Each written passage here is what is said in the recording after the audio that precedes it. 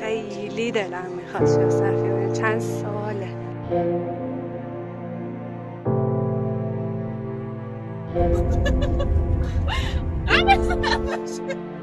داشتم میگفتم شاید ارواح خبیثه رو هم بین اینها ببینیم.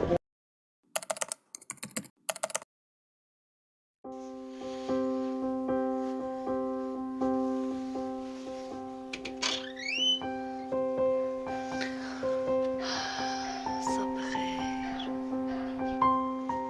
سلام گربه.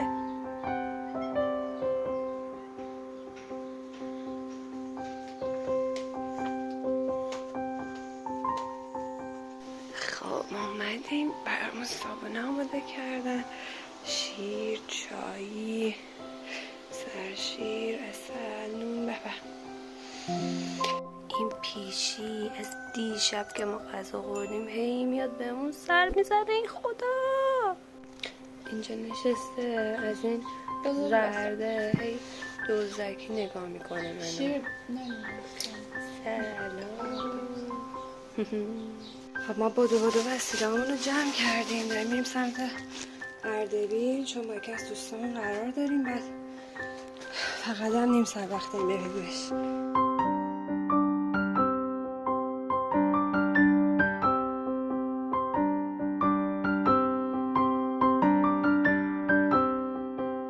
بارون گرفته، یکم نگرانیم و دوستمون هم نرسیدیم بهش، باید میرفت سر کار و دیگه اینجا رو بچرم.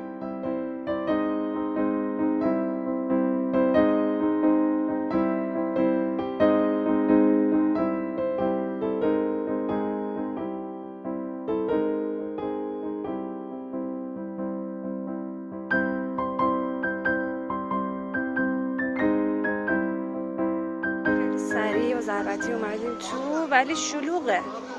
حالا بریم قبل از اینکه اون یکی گروه بیان ببینیم میرسیم یا نه. بلیتش هم 9 تومن بود.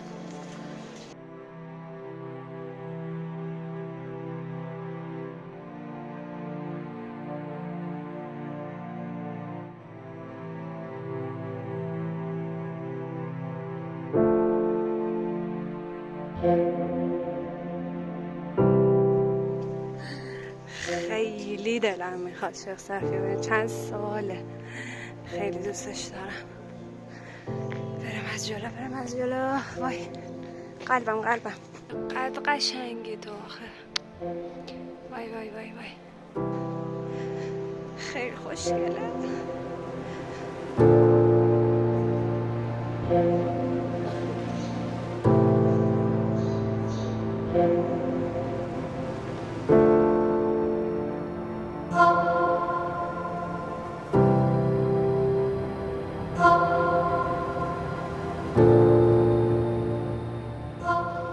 توضیح بدم اینجا جنت سرا یا خانقاه بوده.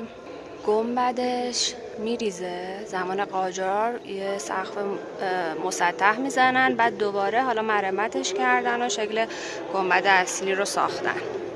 این فرش هم یه فرش خیلی معروفه و فرش شیخ صفی الدین معروفه که این اصل نیستش. اصلش الان اصلا فکر میکنم گفتن تو لندنه، ولی اینو از روی همون میسازن.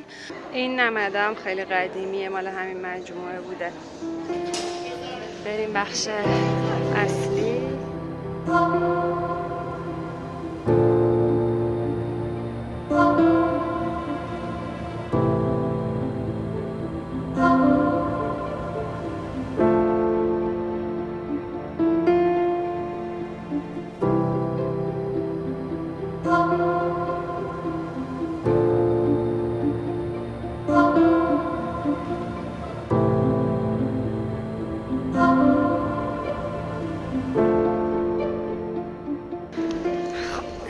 چینی خانه.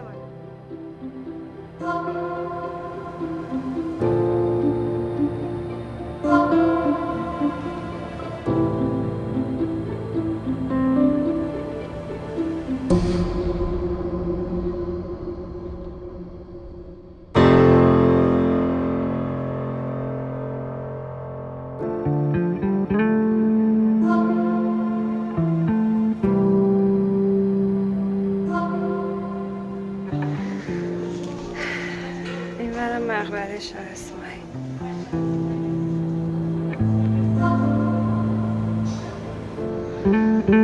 پشتشه خوبه، این یکی حداقل یه ذره بیشتر داربست نداره. اینا مقبره های اینجاست. خب یه دوری زدیم. اینجا پر مقبره خیلی جالبه صحنش. حالا از این پشت میخوایم بریم موزه باستانشناسی رو ببینیم. نوشته سال 74 تا 79 اینجا برای کاوش شده. احتمال خیلی زیاد زمان شیخ صفی اینجا خانقاه بوده.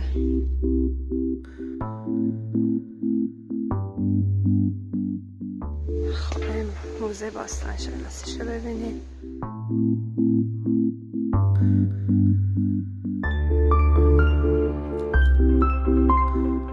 اینا شیرمکه برای بچه های. این دستش کلن حکم نی داشته. اینجا حالا توضیحاتش رو نوشتم. بعد اینا هم خیلی برای من جالب بود. گفتم اینا چیه؟ گفتن اینا توی مراسماشون، مراسم خاص به خصوص توش حالا آب یا مایعات دیگه، آب مقدس و این چیزا میریختن. بعد به شکل حیوونا بوده، چون معتقد بودن وقتی مثلا به شکل اسبه، به شکل حالا هر حیوانی که هست، وقتی آب و از این میخورن قدرت اون حیوان انگار بهشون اضافه میشده. خیلی چیز بامزه ایه. این حیوان هم خیلی بامزه. این یکی یه حیوان دیگه هم تو دهنشه، رو نمیدونم بچهشه شکارشه. خیلی بامزه. حقیقتا دل کندن خیلی سخته، ولی دیگه داریم میریم. اینا همه همون مسیر عرفانی که ما داریم برعکس میریم. خداحافظی شیخ صفی تا نمیدونم که دوباره بیامه. ما یه سری آمار کباب و غذا گرفتیم از دوستمون. بعد یکی یه غذا با سیماق فکر کنم اونو نخوردیم و کاسه کباب. حالا اونی که بهمون گفت برای با سیماق بعد یه نیم ساعت بریم، وقت نمی کنیم، ولی احتمالاً بریم اون یکی جایی که برای کاسه کباب گفت اونو بخوریم. ما بالاخره از بین گزینه‌ای که دوستان معرفی کرده بود یه جا انتخاب کردیم. بعد دلمون خواست حتما کاسه کباب بخوریم. بعد 2 تا گزینه بهمون داده بود. یکیشون چون با سیرما هم داشت، گفتیم بیایم اینجا که هم با سیرما بخوریم هم کاسه کباب. منتظریم بیاد، خیلی هم گرسنه‌ایم. ما غذامون اومد، کاسه کبابمون رو گفتیم کراشو جدا بیاره چون که از بچه‌ها دوست نداره. اینم با سیرماست. بخوریم ببینیم چجوری.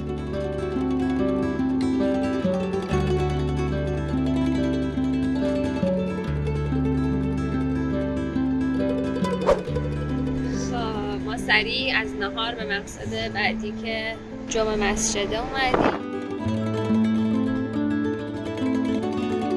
اینجا یکم بیدر و پیکره، ما نمیدونیم همین ورودی یا باید میرفتیم اون طرف. حالا داریم میریم بالا.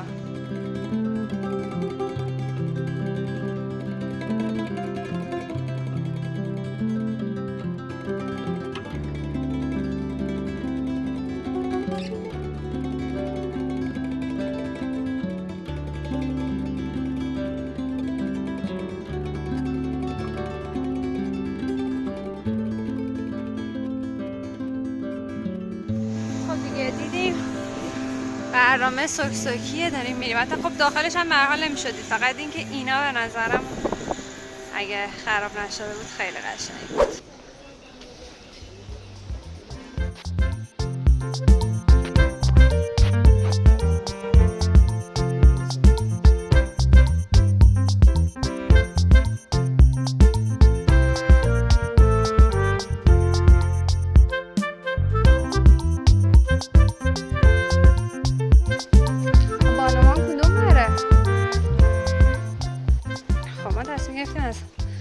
بخش مردونه بریم تو سرک بگیریم.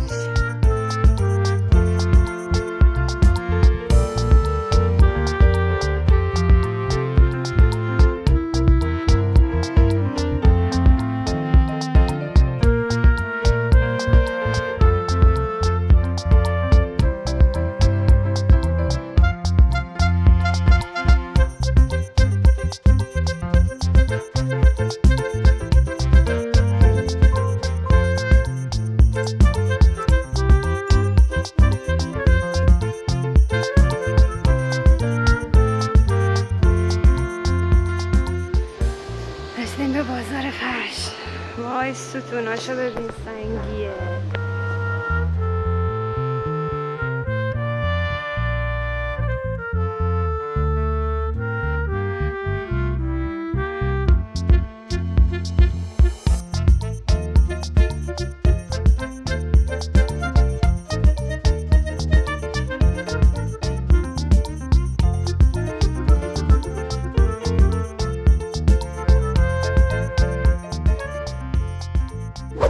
بازارم تمام اومدیم بیرون. وای اون برا بعد یکم هم هر کدومی چیزایی خریدیم بریم. بعد دیگه داریم بریم سمت ماشین که بریم سمت شهر هیر.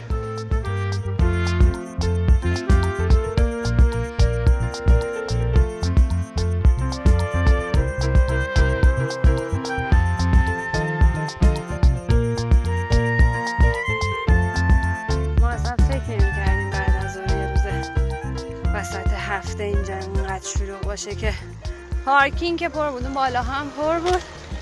رفتیم پایین ماشین رو گذاشتیم، حالا بریم برسیم. همه چی به کنار، منظره اینجا عالیه، خیلی قشنگه. رسیدیم به پل معلق. کلن به هر حال از عکساشون، یعنی عکساشون جذاب تره، یعنی بدی هم نیست. بلیط خریدیم نفری 55 تومن. باید کاور بپوشیم که بریم پایین.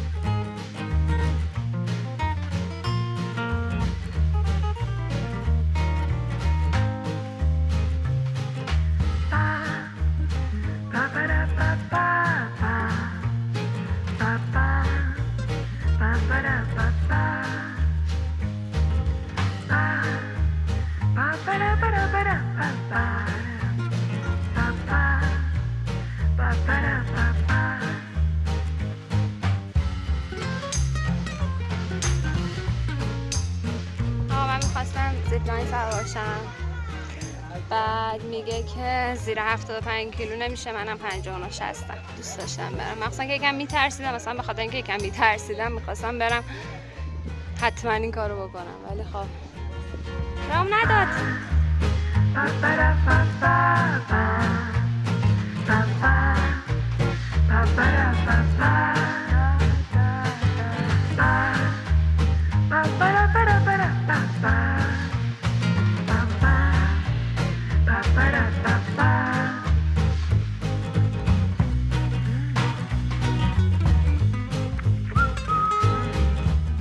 تمام میریم به سمت اقامتگاه. 4 ساعت رو رانندگی در پیشه.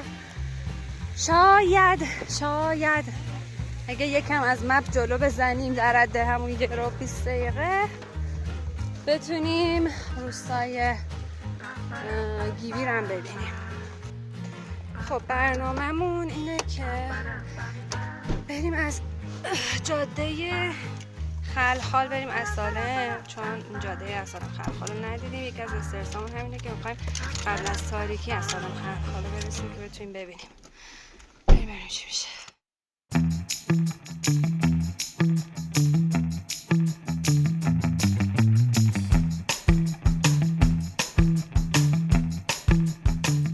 آقا ما شنیده بودیم یه روستای پلکانی هست اسمش گیوی. اول رفتیم گیوی بالا، دیدیم مثلا هیچی به هیچی. عکس نشون دادیم، گفتیم یه همچین روستایی میخوایم ببینیم. گفتم برین گیوی پایین سفلا. بعد اومدیم به این رسیدیم، دیگه نرفتیم توش چون واقعا دیرمون میشه. در این حد که از بالا یه نگاهی به گیوی بندازیم، تازه بهش میگن کیوی. اومدیم نگاه بندازیم و بریم. ما فکر می‌کردیم خونه قدیمی باشه، ولی خب اصلا جدیده. یکم عجیب بود برامون. اینم از گیوی یا کیوی. این از یه زاویه دیگه هم گفتیم ببینیمش. از اینجا قشنگه خدایی. اینجا مثل اینکه یه چند تا سایت هم داره، سایت طبیعی، ژئو پارک و این حرفا. همینجوریش که قراره دیر برسیم، هی هم وای میستیم.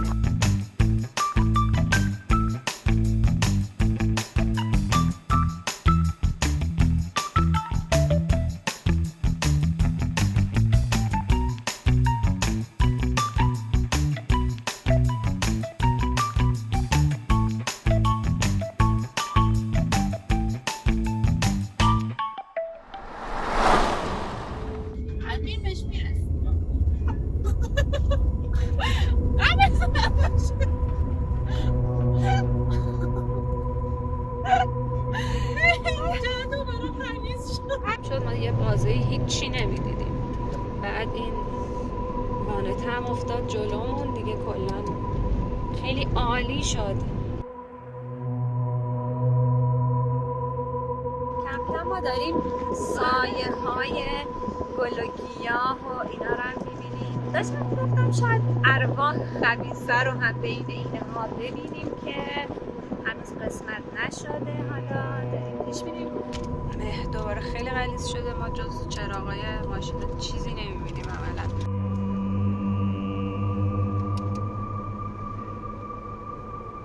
ساعت 9:22 است و دیگه تاریک شده. مهر رو همچنان داریم، البته غلظتش کم و زیاد میشه. که آخرای جاده اسالم خلخالی، آخراش که نه، آخرای پیچ پیچاشیم، اگه نه که هنوز تا اسالم کلی راه مونده. از اسالم باید بریم تالش، بعد دوباره از تالش باید بریم تا اقامت کامل. چیزی که میبینم فکر کنم ما دیگه خیلی خوب برسیم 11:12. دوستای ناشناس پیدا کردیم. یه 2 ساعتی همه با هم تو جاده هستیم، در خدمت هم.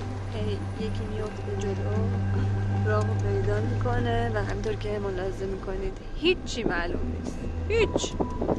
خیلی جاده خلخال اسالم زیباست واقعا. به به به به، پر از سیاهی.